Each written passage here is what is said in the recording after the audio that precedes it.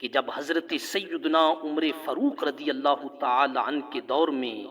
جب مسلمان لاکھوں مربع میل کے مالک ہی نہ تھے بلکہ تیزی سے فتوحات جاری تھیں،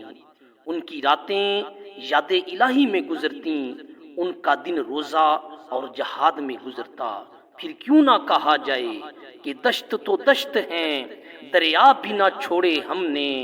دشت تو دشت ہیں دریا بھی نہ چھوڑے ہم نے،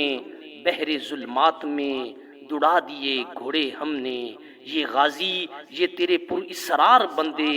جنہیں تو نے بخشا ہے ذوق خدائی، دو نیم ان کی ٹھوکر سے صحرا و دریا،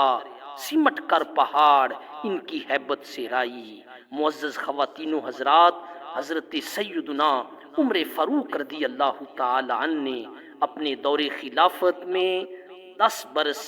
6 ماہ 4 دن میں عرب و عجم کے ممالک کو فتح کر لیا، روم اور شام اور ایران کی عظیم الشان حکومتوں کا تختہ الٹ دیا، چند صحرا نشینوں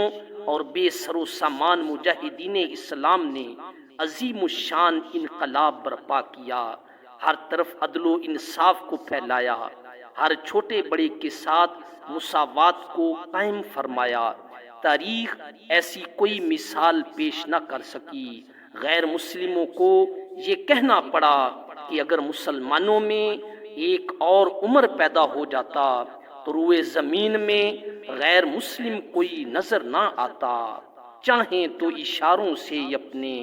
کایا ہی پلٹ دیں دنیا کی، چاہیں تو اشاروں سے اپنے